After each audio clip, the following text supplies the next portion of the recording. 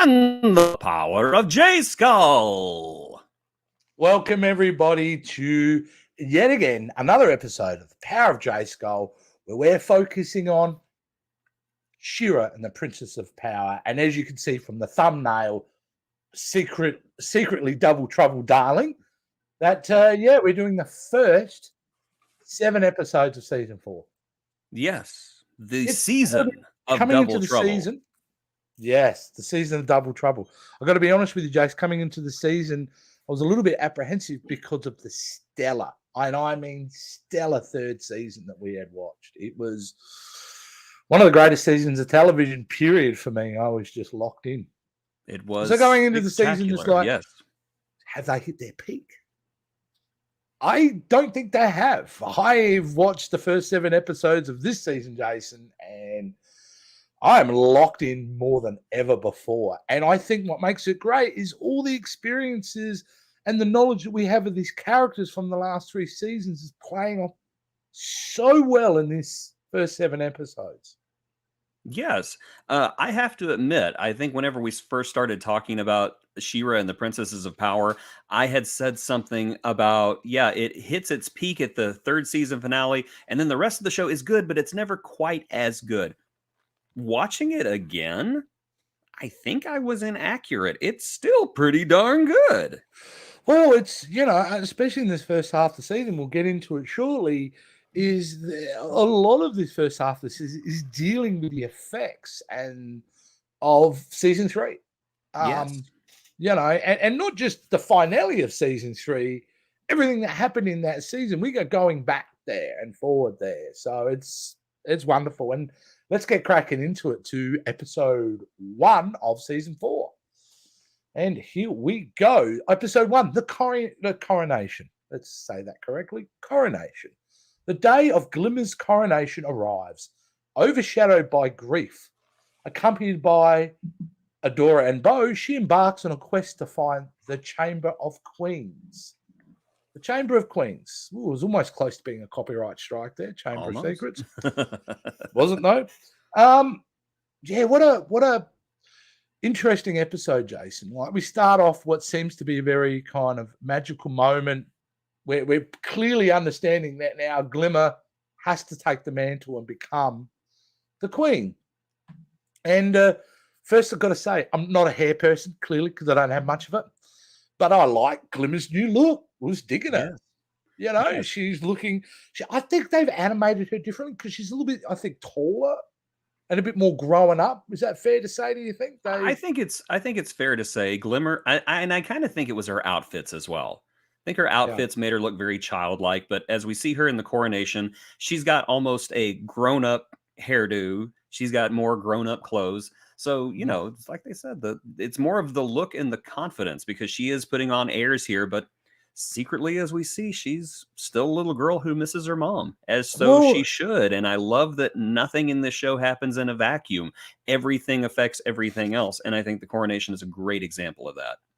It's to me, it reminded me, if anybody's ever lost somebody important to them, what I think was really outstanding about this episode is the fact that the people around her, how they're trying to support Glimmer, and they're trying to do things to make her life easier, make her day more special, but they're not really addressing the real problem. Yes, and that is the fact that she's still in extreme amounts of grief at the loss of her mother. And then you put this weight of having to be queen and the whole ceremony and responsibilities which that she's got to do. It is I thought it was very powerful. At the end of the day, I don't think she really wants to be queen. No. I think that's fairly evident throughout everything we've watched. So no, because I think she realizes what had to happen before she was queen, for one thing. Simba, for example, sings that song, "I Can't Wait to Be King," and then he loses his dad, and it's like, oh, I could have waited, actually. So I kind of feel that Glimmer's in the same boat as far as that goes. Her friends, all the princesses, Bow and Adora, they're doing their best to help her in this episode and trying to make that day special. But the more they help, the more anxiety Glimmer is going through. Yes. Oh, to the point where everybody's trying to do things and help, and it's just becoming too much. You know, Yes. it makes for a funny moment in this episode, but because she's under pressure, she starts making poor decisions because she's under it. And the funny one, obviously, you know what I'm heading towards. Yes. Is Yes. making her Mister in charge of flowers, which is hilarious. To my Oh, and you know, Mermista was eating that up. She was passionate about her art and just completely oblivious to the fact that Perfuma was just shattered by the fact that she was not given that job. And I just loved it. I love I looked at Mermista so Perfuma much. and I'm thinking she's going to have a panic attack any second now. She's just losing it. But yeah, I mean, the main point of this episode is really much around the coronation. We don't see a lot of the villains, except closer to the end of that episode. And what a scene. I mean, talk about shifting power dynamics, Jason. And I think it's very interesting that while we have a story of Glimmer dealing with the grief of the loss of her mother, over in the Fright Zone, Hordak is dealing with the grief of losing who is probably the one friend in the world he's ever had. And I thought, what an interesting parallel, because you have two vastly different characters dealing with grief in two vastly different ways with two vastly different support structures. I almost felt worse for Hordak because Hordak had no one to confide in, no one to vent to, and Catra is, of course, just manipulating him by this point. The whole thing, I mean, it's a complete lie. I mean, he is believing he's been betrayed, which is not true. It's based on a complete and utter lie. Yes. And eventually it's getting to the point where Catra is taking the opportunity to kind of seize a higher power. Like, I mean, she's not in charge, but she's certainly got the upper hand here when it comes to she may not be in charge, but she is in charge. Yeah. Catra is certainly at this point. I feel, and please don't comment, but I feel there's about to be significant change with Catra because we're leading up to a really strong. I feel like something at the end of this season in regards to her. I don't know what. But I feel that Catra can only keep going in one direction here before something's got to change because she has isolated herself on a massive scale. And we get to see this further on. And I think that it's interesting that the more powerful Catra gets, the lower she sinks. Yeah. Until she eventually ends up by herself, like Hordak, with no support behind her. It's friendship is magic, and her magic is gone. But overall, you know, it's a great introduction to the season 4. We've reestablished our characters yet again. We know where they are. I haven't rebooted anything. Like a lot of shows, they go, "Oh, that happened last season. We're not really going to address it." No, as you said earlier, everything affects everything in the long term and the short term. So, which is wonderful. So, great first one out. Second episode, Jace. Let's get into the second one. All right, let's do it. Which is The Valley of the Lost, episode 2. Glimmer sends Adora, Perfuma, Bo, and Huntara to retrieve Mara's ship. But the Horde beats them to it. Catra meets Double Trouble, a shapeshifter. And the show can officially begin. Yeah. That's basically what it is. It's really, once she joins it, it gets crazy. But yes, you know, we get to see Glimmer becoming, starting to make queen decisions by sending the team to go and retrieve Mara's ship. So, so she's starting to take that responsibility minusculely. But I don't know if it's this episode, next episode. I may get confused. Apologies. But she's really struggling dealing with the fact that she's not there with them. Yes. That's a big deal for Glimmer. Yeah. Again, it is the changing dynamic of power. Sometimes having more power means you have less freedom, and she can't be there doing the fun stuff anymore. And it's amazing. I love it. Again, everything affects everything.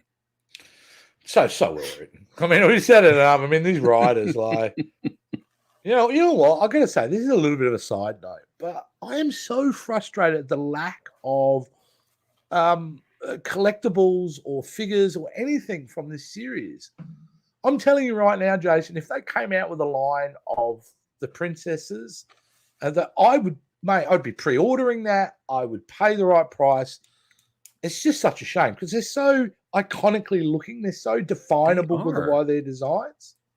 They are. I know the rights are all tied up right now, but I wish that there were master versions of these characters. I would pick up a Catra like that. I mean, that's what I was thinking though. In the it would have been great in the Masterverse. Like, yes, that would have been a great line to introduce into that.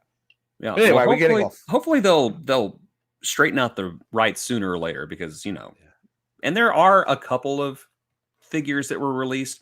There were 2, but yeah, you're gonna have to pay a lot to get any of those nowadays. Yeah, absolutely. DreamWorks, somebody needs to be making money off of them. Get on it. Yes, exactly. So basically, back to this episode, Huntara discovers, and I loved Huntara from last season. It was great to have her back in. She goes home to try to reclaim her home in many ways. In a way, yes. In a way, yes. But things have been perverted by the Horde. The Horde's kind of got there first. So yes, and Huntara has kind of lost her mojo a little bit. Yeah, she isn't as powerful kind of as she was, when we saw her last season. But there she's been part of the group. So, and I'm going to say again, I've said this before. I love the fact that this show is not just a bunch of skinny girls. I love that there are all these different body types. There's big characters, kind of chunky characters, thin characters, and every single one of them are just valid and wonderful. And I love that message that it sends out to young people, that it does not matter what you look like. It doesn't matter what your body type is. You are a princess. And I don't want to make it gender specific, but young females are exposed to all this messaging in their lives about, you've got to look a certain way. You've got to have this certain thing. You've got to own this certain thing to be valid. Yes. And there comes along a show to going, frankly, this is all bullshit. Like, you're beautiful the way you are. Hey, by the way, have you met Spinnerella? She's our plus size princess, and she will whoop your butt. That's it. Oh, but it's I mean, the icing on the cake, which it's probably a fundamental part of the material, but to me, the icing on the cake is so positively affirming different stereotypes and characters out there and diversity and all that wonderful stuff. So yeah, giant. There's somebody sitting at their keyboard right now just convulsing, going woke. Yeah, sure, why not? Woke. Well, whatever. If you don't like it, everything I don't like is woke.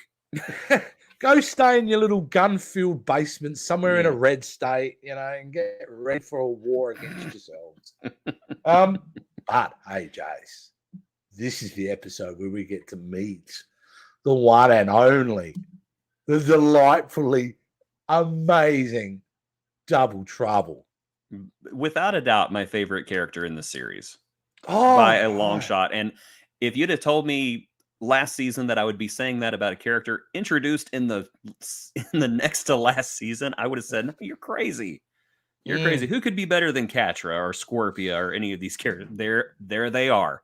Double Trouble, the best. When we're talking diversity, and I think I said this in the chat, I'm watching Double Trouble go, oh, wow, how cool is Double Trouble, Double Trouble? But my middle-aged cis brain didn't actually click that it's being performed by a trans actor. And I thought, wow, that's fantastic. Well, the sexuality for the voice doesn't really matter, but I'm like, great. This is important for representation. And I thought the voice acting in this, I've not heard of this actor before. Jacob Tobiah. Deliciously evil. Yes. I wouldn't even call Double Trouble evil. Double Trouble is more mischievous, the chaotic neutral. Is it Q-like in some ways? If I was to bring Star Trek into I would say so. I would say that Double Trouble is there just to make money and cause mischief. No. But that's the thing that I don't clearly yet understand, and maybe it gets unfilled. What really her clear motivation is here, and I think it's chaos. Yes. And That's yeah, they are there to cause chaos, and that yeah. is Double Trouble's modus operandi, is to make money, cause chaos, Mhm. and be friggin' spectacular and fabulous. Oh, And I always, have to say always. something, as somebody who has kind of, I would say, blossomed in the theater myself. Mm. People like Double Trouble are my favorite people to be around because they are so much fun. Yeah, And yeah, yes, absolutely. they're a little saucy, they're a little sassy, but you know what? You got to love that confidence. Oh, You yeah, you got to love that absolutely. confidence. Absolutely. Actually, I was watching the episode with my wife, and my wife's cousin, Tony, with an I, and we love Tony. We grew Mhm. up with Tony. Is also trans, and my wife's watching, going, "Wow, that's Tony, that's Tony." And I went, "Tony's not like that." He goes, "No, no, no, no. The way that they're like delivering their lines, that sass, that's exactly like Tony." And I laughed, and I messaged Tony and said, "This is you." She laughed. She thought it was wonderful. Hey, Um, but yeah, like another great thing in this episode, I don't want to miss this perfume is struggling with oh god. adapting to the plant life when they're going to. I just love Perfumer so much because she makes for me anxiety okay Yes. because the way she like is dealing with like I can't kind of deal with it makes me feel someone who gets anxious occasionally, as we all do. That it's okay, yeah, it happens. But again, just like all these great episodes, Perfumer learns and adapts, Yes. and then becomes all powerful once she has control of cactuses. Cacti is the Yes. problem with The root Perfumer, isn't system. Oh my gosh, they have such strong roots. it? Yes, this is wonderful. It kind of reminded me a lot of Avatar: The Last Airbender here, because Aang has trouble with Earth Mm, because Earth is so stubborn, as he says. It's so stubborn, it's hard to control. okay. And here's Perfuma pretty much saying the same thing. So, if we're going to lift themes from other shows, do the good ones. And I like this. I like Yeah, if you're gonna adapting and steal learning. good Yes. stuff. Hey, Yeah. there's nothing new under the sun. No, Nothing new. that's all been done before. Now, when Double Trouble, I like this little scene where Double Trouble plays Catra and Yes. Adora, because it's the first time in this series we're getting, oh, this is how we're going to play this. Like everything's up for grabs. Trust no one. Yes. You And know, this I is particularly liked a couple of things about this fight. Number one, it was like edge of seat, just, both characters adapting and fighting for their lives at one point. And then mm, whenever Adora corners, quote unquote, Catra, mm. looks at her and says, "Excuse me, I have more important things to deal with right now." Because Adora's done with Catra. She's done. And Stick a that's fork in that feline. She's done. wow.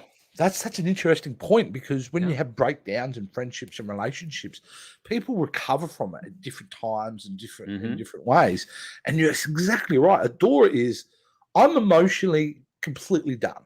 Yes. It is Yes. over. That You are who that you are.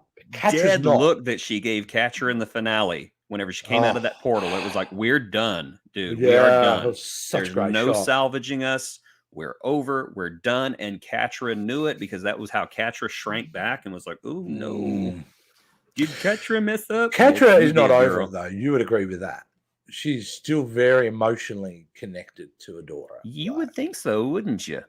well, because if she has all this hatred towards somebody, there's a fine line between love and hate sometimes. Yes. And you wouldn't Sometimes, hate yes. someone with so much passion unless you still felt emotionally connected to them in some way. So, yeah, no, great intro to a wonderful character. We've got so much more to talk about. Let's go into episode 3, Flood Arena. Now, the village of Elberon throws a party for Adora, Bo, and Swiftwind. A village girl named Flutterina helps when the Horde springs another trap. So we get into, basically in that synopsis, we get introduced to what looks like a lovely little addition to the princess team in Flutterina. Yeah. And Flutterina was one of the original characters from She-Ra and the Princess of Power. So of course we're thinking, oh sure, Flutterina. Yeah, come on in, girl. Another big, and we'll talk about that a bit more, but another big thing about this episode I thought was interesting, just coming off what we were talking about Catra. In this episode specifically, we see her struggling with her guilt. Yes. With betraying Adora and framing Entrapta. Yes. So we're starting to see so she's not quite over yet. She's not quite over it, is she? Nope. Yeah. So the Horde is, mate, they're not firing on all cylinders at this point either. They're not actually winning everything. They're not dominating as much as they want to. But that's about to change because Catra introduces Double Trouble to Hordak. Yes. So, which is wonderful. By the way, sorry, the image here, I thought this was a wonderful image. This is when she woke up because she was having, in the beginning of the episode, nightmares. And we're talking about the guilt. I just love that because that humanized Catra there. Yes. Because we had spent the last season and a half dehumanizing her by just making her a villain. Yes. It's wonderful to see that kind of emotional complexity. I completely agree. I'm glad that they started rehumanizing her a little bit here because I was starting to just see her as an unrepentant monster, kind of like Adora has been. Yeah, exactly. Oh, and here's the gorgeous, cute little Flutterina who looks so innocent. It looks like she's going to be fun. Oh, but, yeah. And that's the kind of character Double Trouble would just jump at to play right there. Oh. Well, and basically with the help of Flutterina, with the help of Catra and the Horde now are making good headways. They have a jewel in the crown now.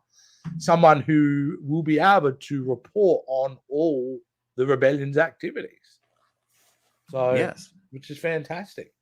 But they, with Flutterina's help, they're able to win the day, and they welcome her as part of the family.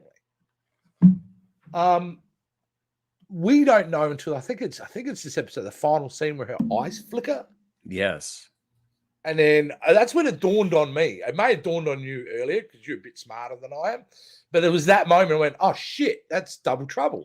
I got to admit, the first time I saw it, didn't suspect. Precisely because Flutterina was one of the original She-Ra characters. So to me, it was just natural. Oh, here's Flutterina. Yeah, cute, innocent, kind of annoying. Yeah, she's going to be the new Frosta or something. Yes. I did not see it coming. I didn't see the didn't see the eye reveal coming until it was too late. So Double Trouble fooled me. Yeah. So that wasn't one of the strongest episodes. A very good episode.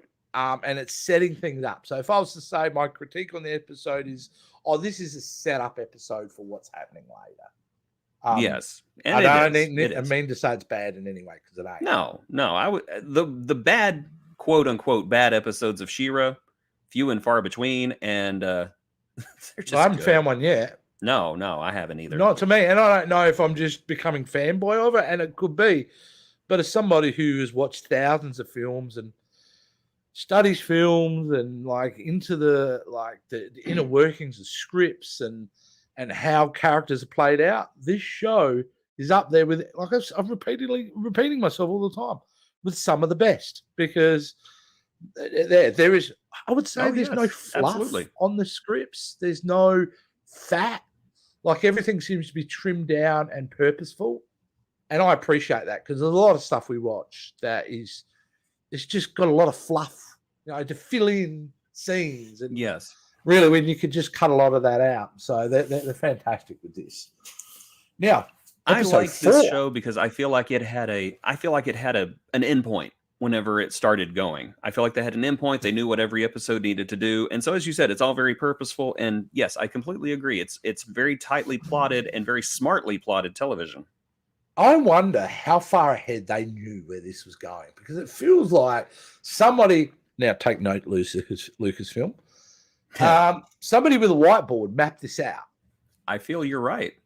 I think I think that they said, you know what, we're going to go 4 seasons. This is where we're going to stop. This is where we're going to end. How are we going to get from here to there? Exactly. And then yeah, it's great. Yeah, wonderful. Now, before we kick into episode 4 in season 4, let's try to a quick break. She is the one hope against the intergalactic horde. Hers is the one power which can stand up against the evil horde. Who are you, woman? The name's She-Ra. For the honor of Grayskull, you must not miss the adventures of She-Ra, Princess of Power. On USA Today at 11:30, 10:30 Central. Did Hordak just talk with Skeletor's voice? I think he did. Oh my gosh, that is embarrassing. In fact, I wondered if they stole that line. Who are you, woman? Who are you, woman? Well, let's forget about the misogyny that's happening there. But more like it, I think they just ripped that off. That's an 80s promo for you. Yeah, love them. I love the classic USA Network. I miss can't it. find any promo, of course, because it's a streaming show. Finding materials for this particular show is so difficult. Yes, it is like one of the. I feel like grabbing the people at Netflix marketing, going, "What were you doing? This thing was a gold mine, and you blew your chance here." And it's so strange because the CGI He-Man show that they are both that's airing now, and they're aiming at kids. It's got a ton of merchandise. Ton of merchandise. Even here in Australia, where we struggle to get a lot of at Master Universe stuff down here. Mate, I can go to any toy store and there is that new He-Man stuff everywhere. Every character is available. Yeah, but for some reason, this show, I'll have to write a very stern letter to someone. Yes, a very sternly worded letter to the editor on this matter. Episode 4, Pulse. Now, this is a biggie. The squad waylays? I've never heard of that word. The squad waylays a horde. You've never heard of the word waylay before? No, I haven't. It's like to beat up. Okay. No, I've learned something new today. Oh my goodness. Only to have the tables turn while Adora hunts for a new pulse bot. Glimmer takes advice from Shadow Weaver. Oh, this is delicious. This episode. And I think it's funny that I learned like Toei from you today, and now you're learning waylay from me. So. Yeah. It's a pity I couldn't share it, but Jason had sent me this little clip, and it was basically like an Australian DJ who talked about a car accident that happened on a freeway, and it was written in such an Australian writing and vernacular that he was like, what the hell is this? Oh, well, put it this way, good tip for Australian is we like to add an IE onto everything. So we like to shorten words and then grab an IE. So if you're going out for breakfast, you're actually going out for brekkie. Interesting. Yeah, if we have truck drivers, they're known as truckies. All right, here we go. Got a bingo out on Brody. Toey's on site, but as a result, it's chockers in that direction.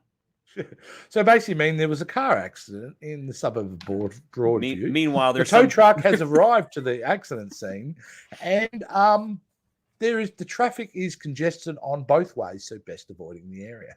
Meanwhile, there's an American tourist sitting on a bus listening to that going, ah! Kind of like when an Australian lands in Las Vegas and they say the temperature is 120 degrees. Ah! Hey, if I've got one criticism about the show, they needed an Aussie in here. That would have thrown really it. Did. I don't an know. Aussie princess, bloody brilliant, I reckon. The most foul-mouthed princess of all time. Oh, yeah. Yeah, there'd be a lot of bleeping and the black bar across the mouth with that princess, I think. All right, Rebellion. Pulse, this episode. Now, the Rebellion is, tables have turned here. The Horde is back on fire for very good reason. We know technology marches on. They have access to information they've never had before via the deliciously wonderful Double Trouble, of course. Because of that, the Rebellion can't figure out why they seem to be,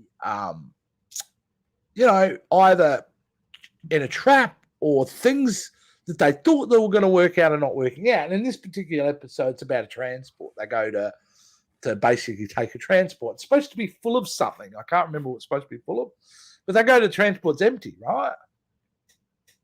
Yes, I think Yeah, so. if I'm correct, It just was stop me supposed if to be I'm wrong. carrying a special weapon.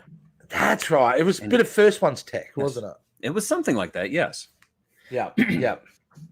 Now, but this is when we talk about tech, they've got a new robot capable now of emitting destructive pulses. That's why they call the Yes. episode Pulse.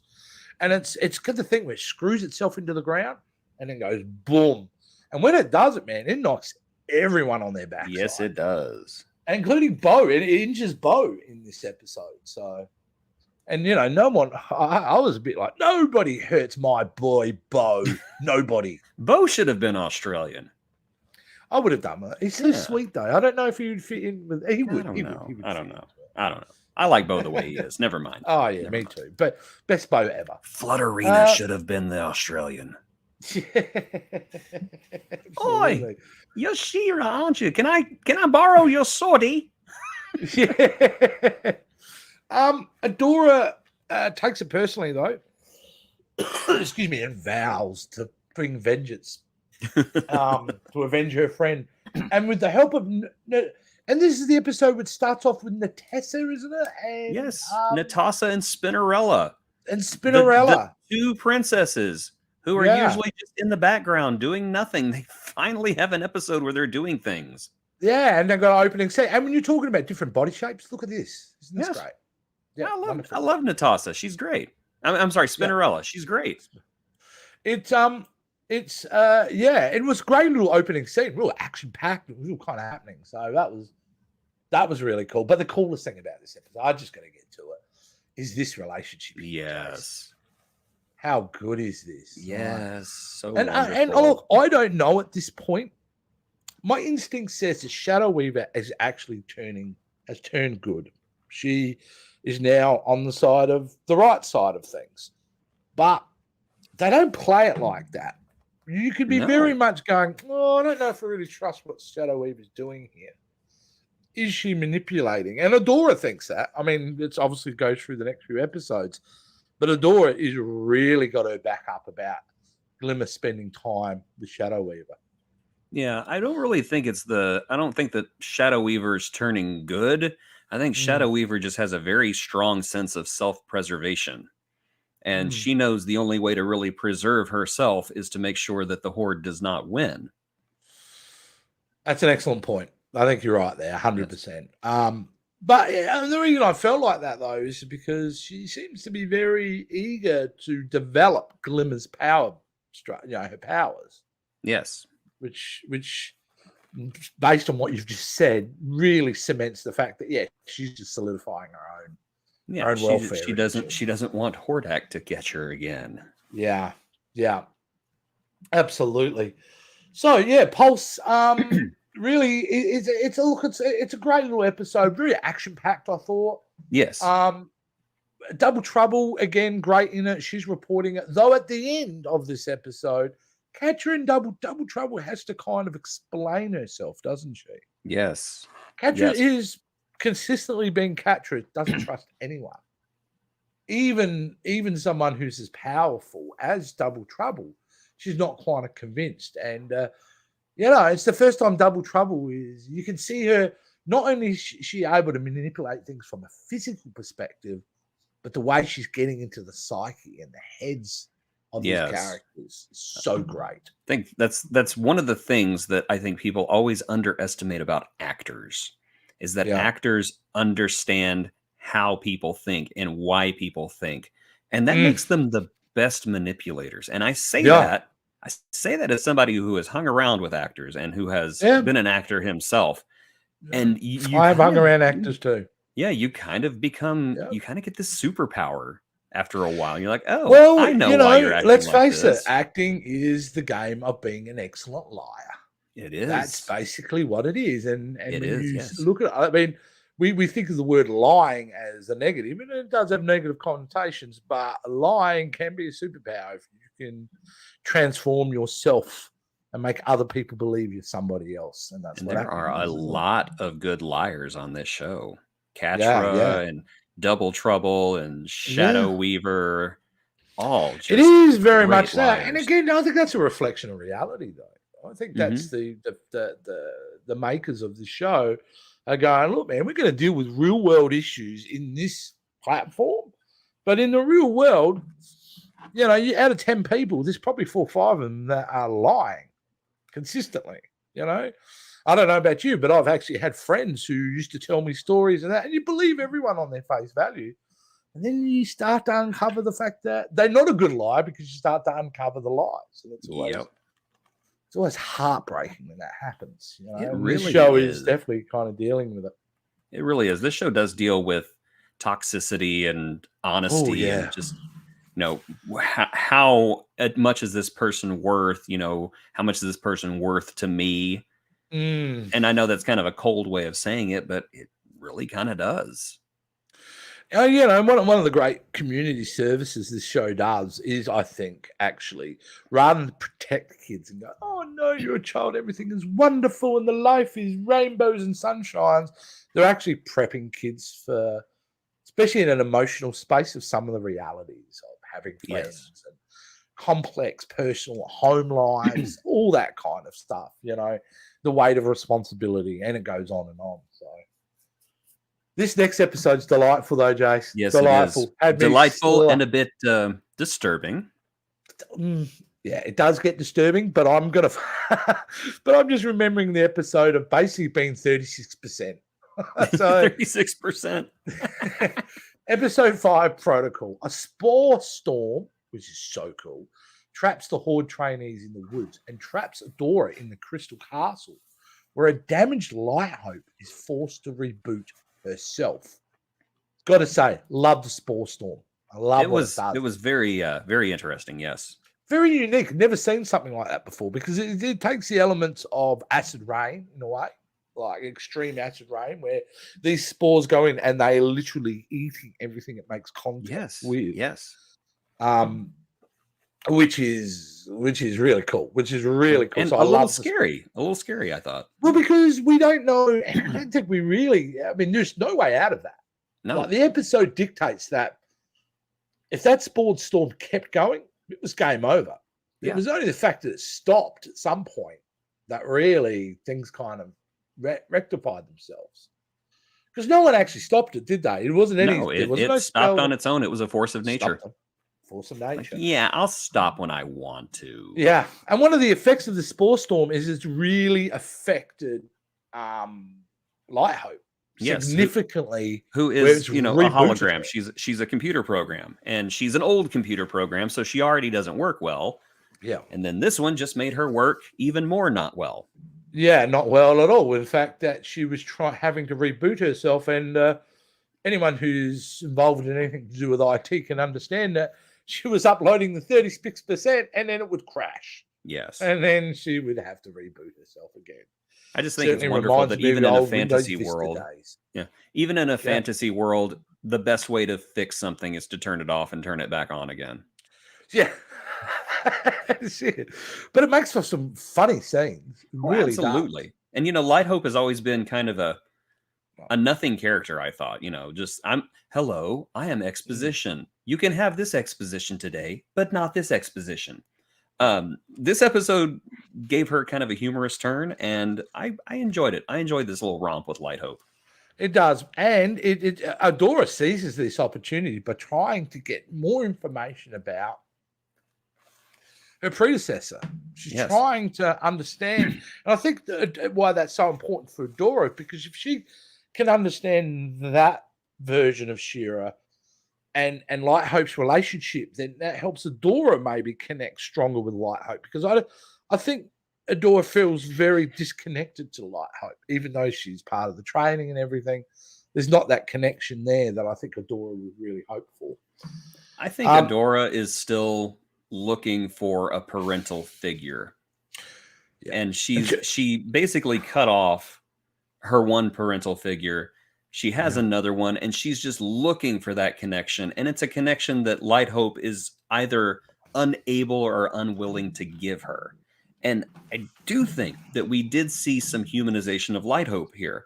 Even though she is unfeeling, you do get the sense that there was a connection between her and Mara, the last She-Ra. Definitely. Yes. Because Mara had love Light Hope. That, like, Yes. oh, you could feel that connection was there. Absolutely. And I mean, it gets quite sad. Like, as we further go on to this episode, when you start revealing some of that background, when Light Hope is able to show the community, the conversation she's had with Mara and things, like, it's quite sad. Really on the flip side of this episode, which to me starts off funny and gets really sad and poignant, is the parallel story of Kyle, and I'm forgetting the other two characters. Lonnie and Rogelio. And Rogelio, I love Rogelio. Right. I love the fact that I don't even give him subtitles. He's just his body language explains it all. Yes. You know what I mean? He really does. He's one of the best horde minions. I think he's great. Pork, shut up, Kyle. Yeah, poor Kyle in this episode. Poor Kyle. This is I feel like Kyle obviously gives everything he has, and he's that positive kind of guy from, and all that kind of thing. But he's been treated like trash for the entire series, and in a way, he proves his worth in this episode.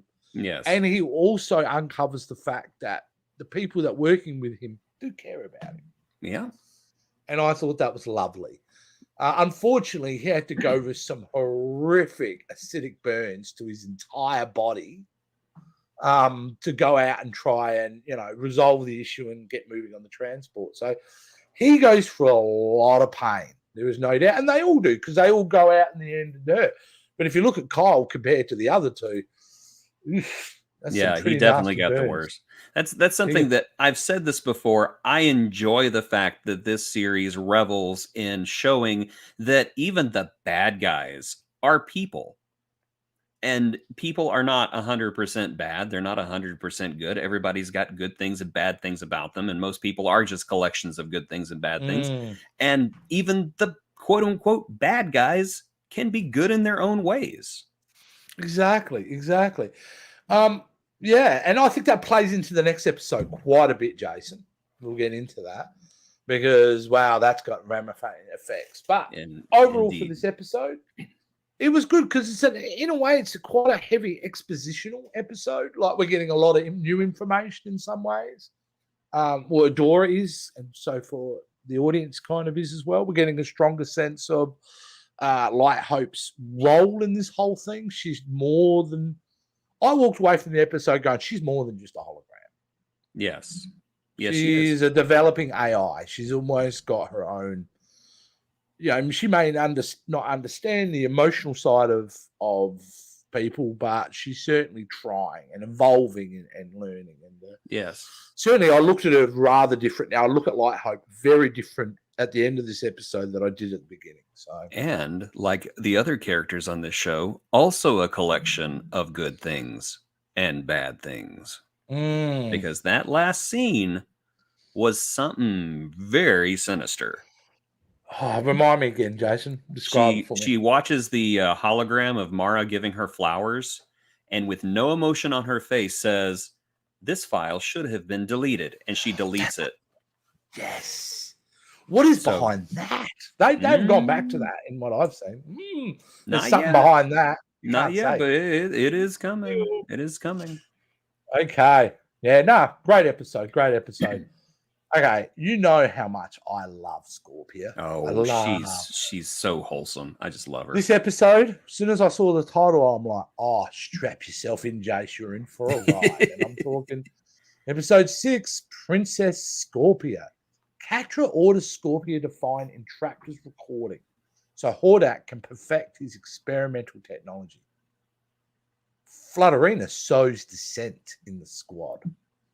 I don't know what I want to talk about first, actually, because, double trouble Man, she's doing her thing in this She episode. is. Isn't She is. She's messing stuff up. She is doing her thing. And she's having a good time doing it, and it's so much fun watching her do it. I'm like, yeah, tear apart them rebels. Oh, wait.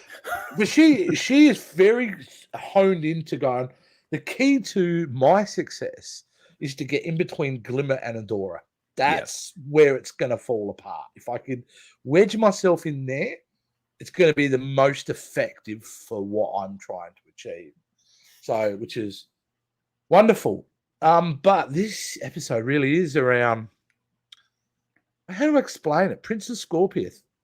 Everything's different for her at the end of this It's giving Scorpia a little bit of development and filling in some of her backstory. And even though she's got this wonderful, chipper, just wholesome character, there's a lot of tragedy behind her, because we find out in this episode that her grandfather gave her to the Horde. And that is, they hit me in the feels. And the fact that she's trying to keep such a positive attitude about it, because she doesn't know what else to do. She doesn't know how to confront it. And you really understand this is why Scorpia is the way she is, because she does see the Horde as her family. Because her original family gave her up. And when you're talking about how positive she is, I have known several people in my life that are like that. Super positive, wonderful people that are really internally dealing with a lot of trauma, a lot of issues. And for them to cope, their coping mechanism is to be always positive. Yes. Always upbeat. So it's again, another big giant green tick for just creating a character that rings true. Absolutely.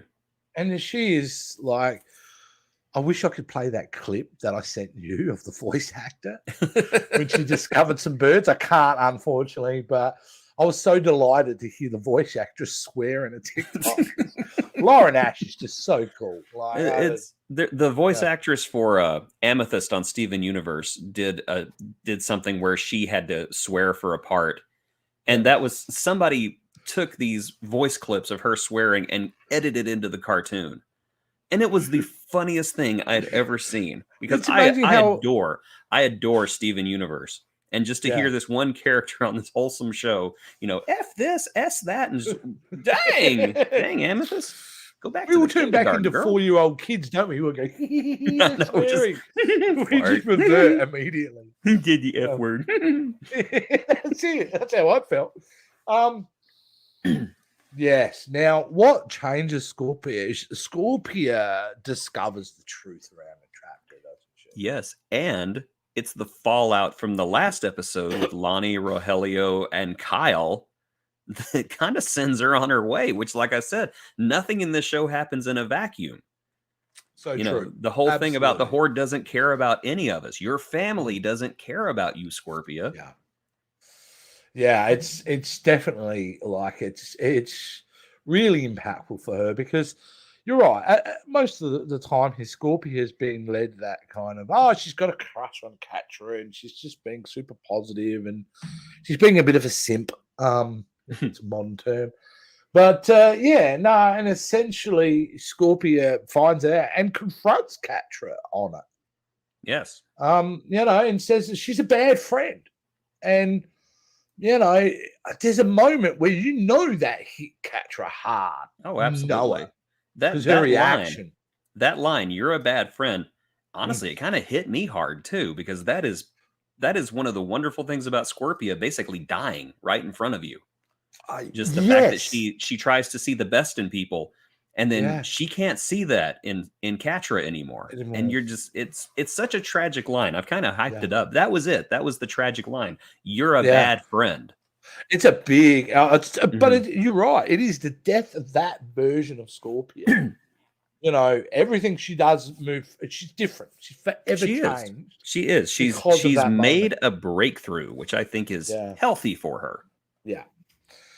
Absolutely wonderful. Now let's get kicking into, where are we? That was episode 6. That was episode 6. We're going to episode. Oh, yes, go ahead.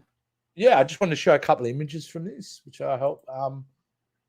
The power dynamics here are changing again, aren't they? Yes, they are. Episode. They are changing. Catra was fit like she was. Hordak is back.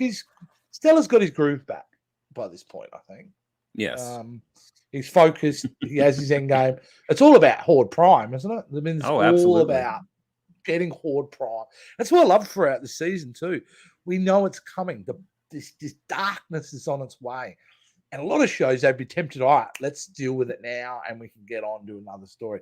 The fact that that threat is always there is really great. It just adds that extra layer of complexity to each episode. But yeah, it's wonderful. TikTok. Yeah.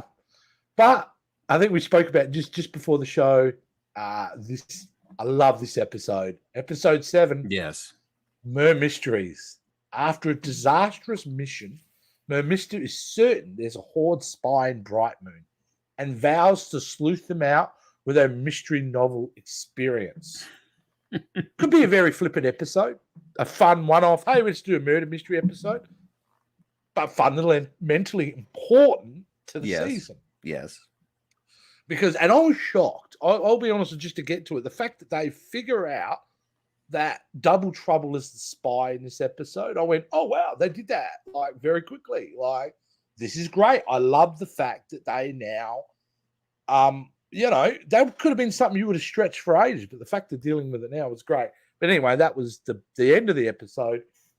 Man, Mermista is the star of this episode. She is such a fun character. So wonderful. And I love the fact that she's basing her sleuth knowledge based upon that she's read a few books. And it just comes off, and I don't mean to be sound misogynistic. No, hey, but you know what? A lot of young women who love Harry Potter books, or they love the Twilight books, and stuff like that. And therefore, they project themselves to be an expert on it, as we all do. I used to do that with Stephen King books when I was a kid. Hey, you know what? We got entire people in this country who think that they're medical experts, and they've never read a book in their life.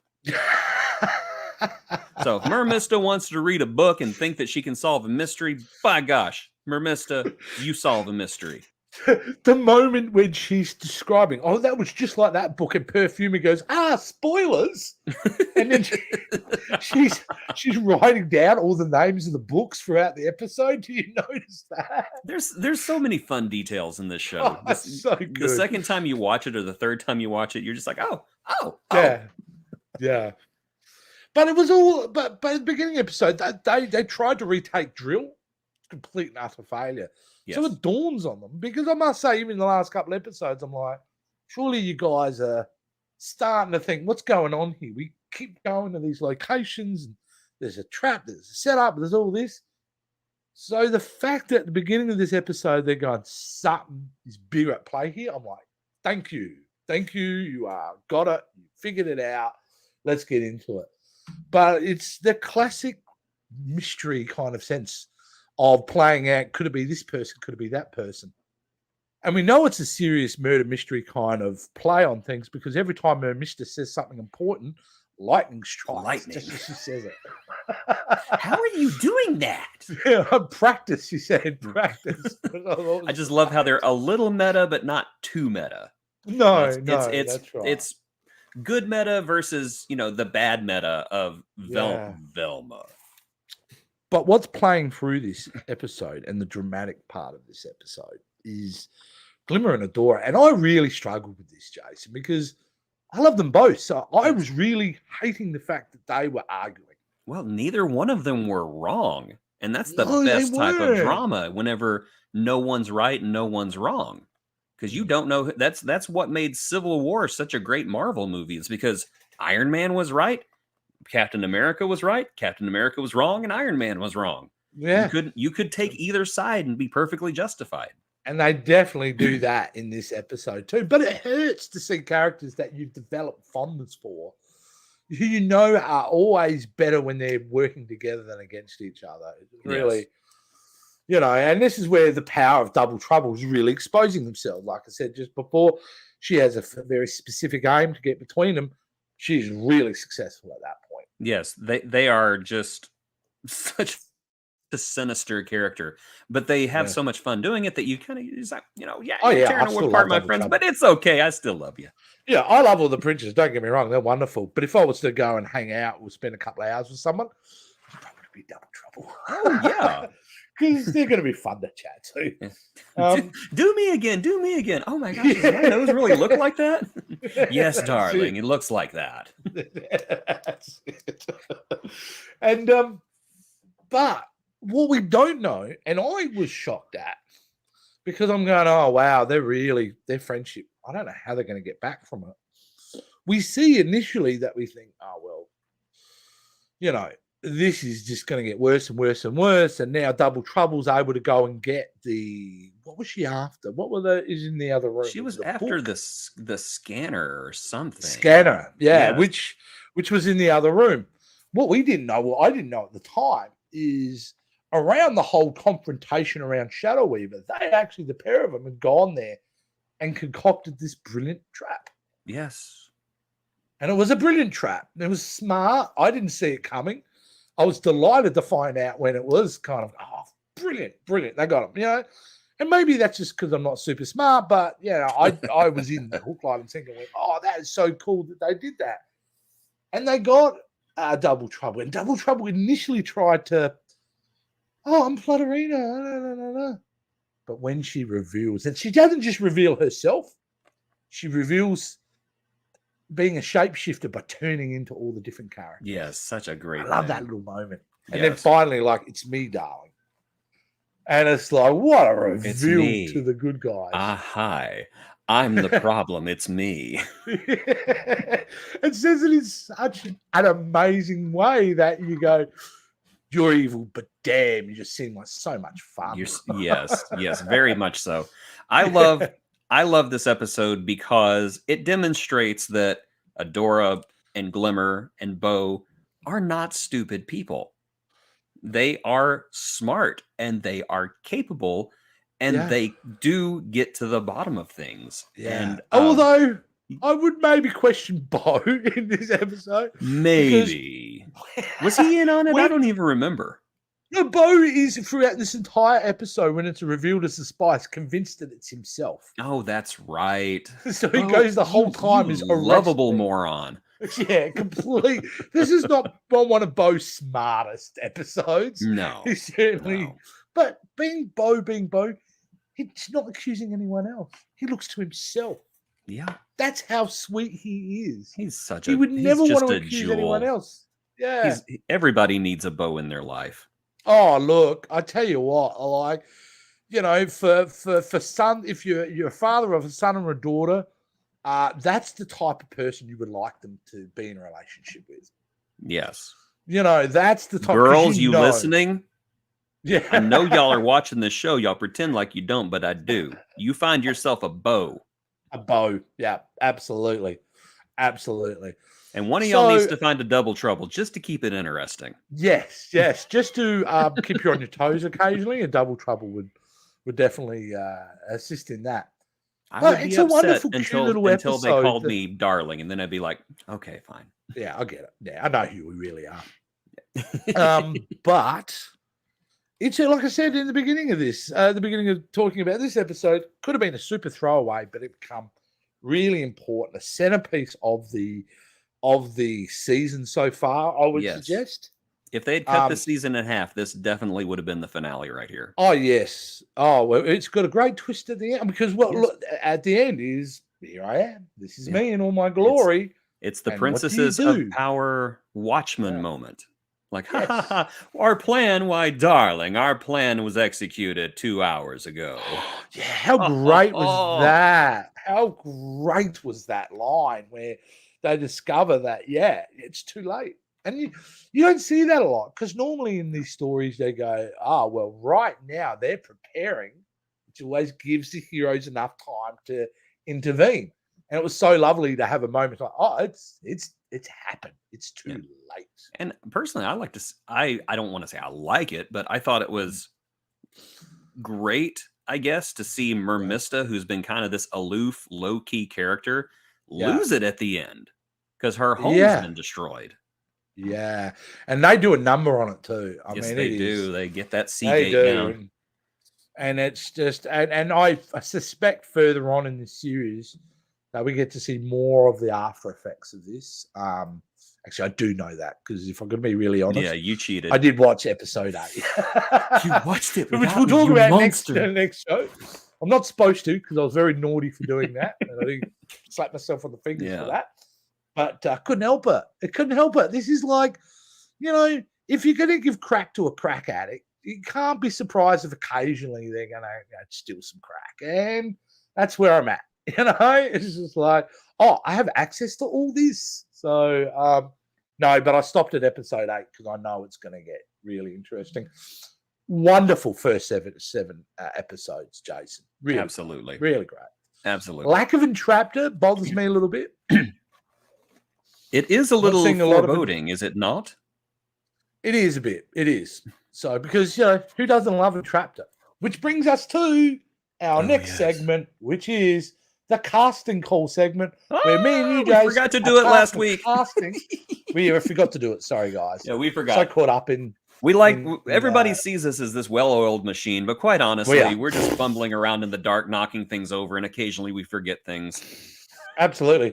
I've got 2 guys in white uniforms out there with a jacket with really long sleeves just waiting for me at the end of every episode. It's So, about time. Gosh. yeah, I know. Now, casting call. We're tasked with trying to cast the live action version of this particular show.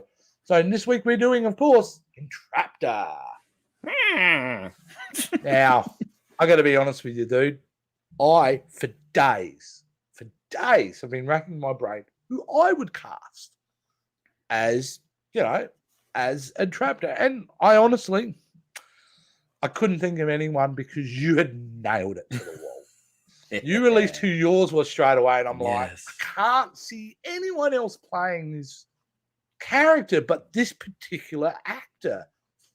Jason, reveal who is your choice to play Entraptor. It was our choice now, but it's really your choice. Yes, because you're just riding my coattails at this Oh point. yeah, I'm just like, hey, he's My- done that. I don't have to bother. No. My choice to play Entrapta, star of Crazy Rich Asians, star of Raya and the Last Dragon, star of Shang-Chi and the Legend of the Ten Rings, and the upcoming Renfield, the beautiful, the talented, the gorgeous Aquafina. Also extremely hilarious and an Incredibly amazing dramatic hilarious. actor. If Amazing dramatic actor. she was born to play Entrapta, I think that she could actually pull off the scenes where Entrapta stares at technology and goes,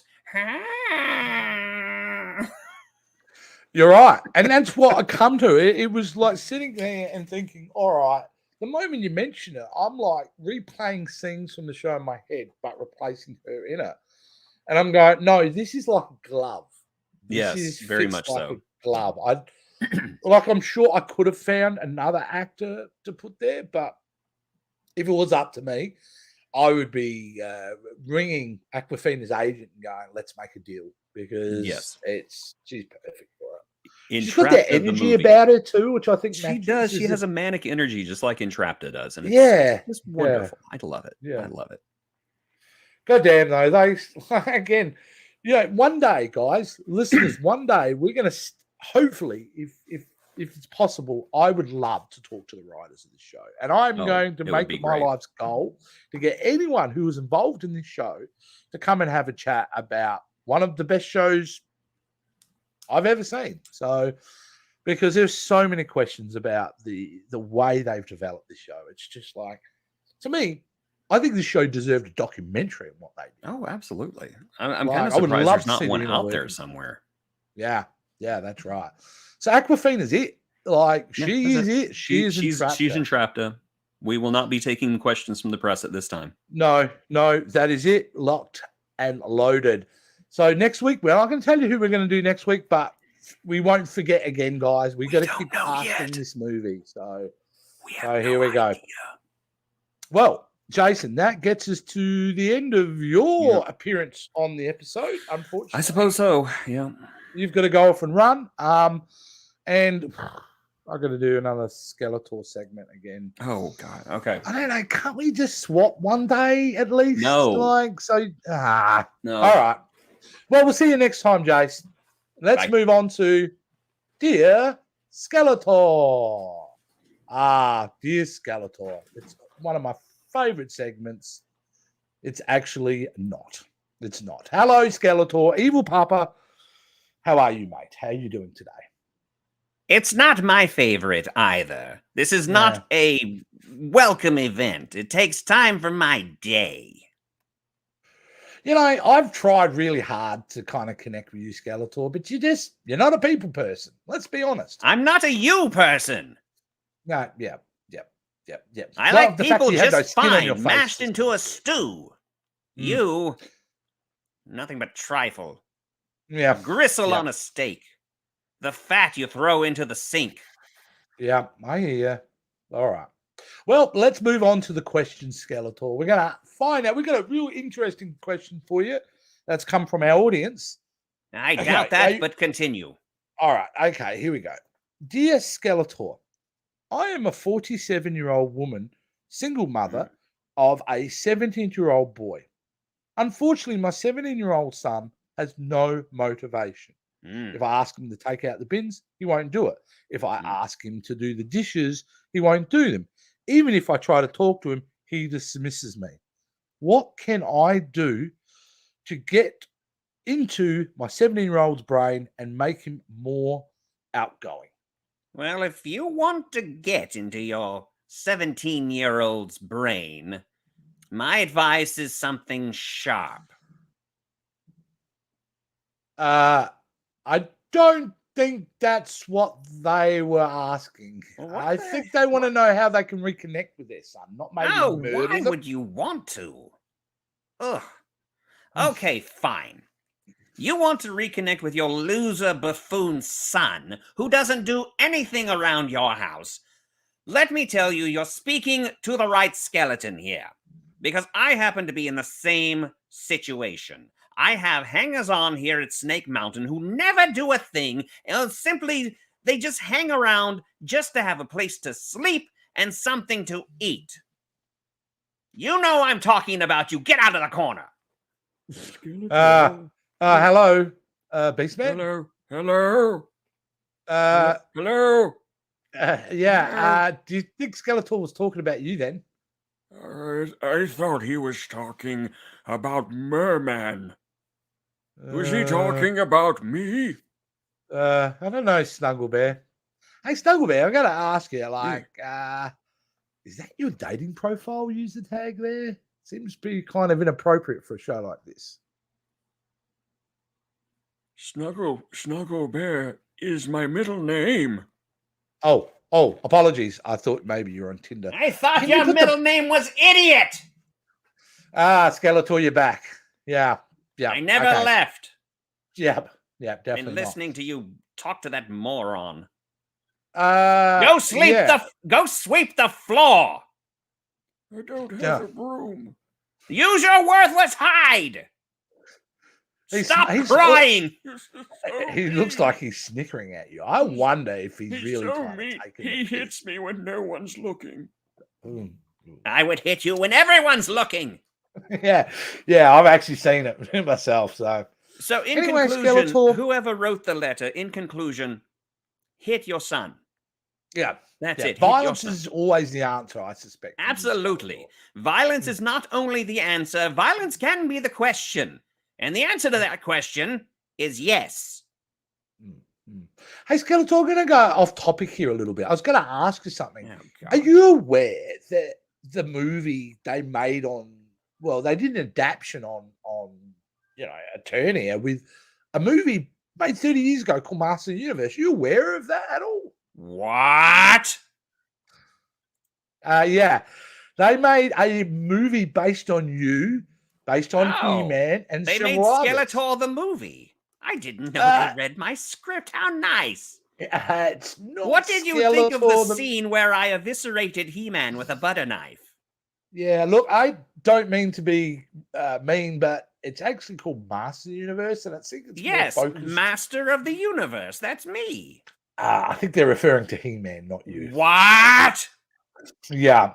That's the way they did it. But I'll tell you How what. Dare they? Well, before making any judgments there, Skeletor, next Too week late. what we're gonna do is that you can watch the trailer. We'll do a trailer reaction where you watch Master Trailer Universe, reactions are and so I think you'll have a good. clearer picture of what it is. And I think you might not be as angry about it once you've seen the trailer. So Has next this week, show gotten so creatively bankrupt that we're doing trailer reactions? yeah, we're at that point. This is like whenever Really they are. put a mirror out in the forest and wait for a bear to walk by and jump at its own reflection. Yeah, basically, yeah. But hey, you That know what I am? reminds me, I'm I committed just to you put a getting mirror to the in truth. Beastman's room. He's gonna walk in there and see the reflection, and he's gonna piss his pants.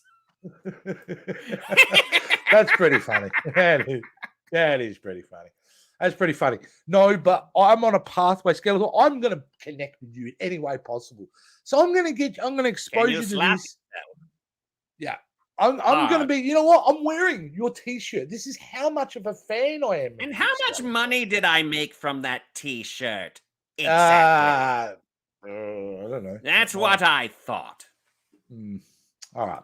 Well, either way, next week we're not going to ask a question. You're going to watch the Masters Universe. You trailer. don't tell me what I'm going to do. I choose to watch the trailer to this Mister of the Universe or whatever it is.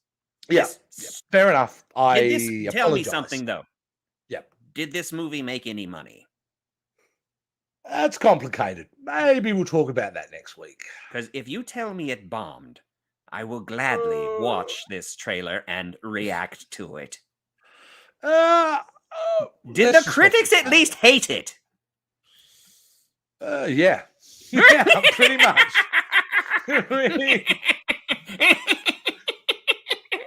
Yeah, you're liking that. Okay, Yeah. I'll react to it. Yeah. All right. Well, that'll be next week. All right, guys, There's we're somebody done. in my bedroom. Beast man. Yeah. I'll Thanks, get them guys, for all. watching. That's been another insane episode of Power of Jasko and the She-Ra. That was season 4. Next show, we're tackling the rest of the season. Skeletor will be back doing a trailer reaction for it. Yes. Jason will be back on the show.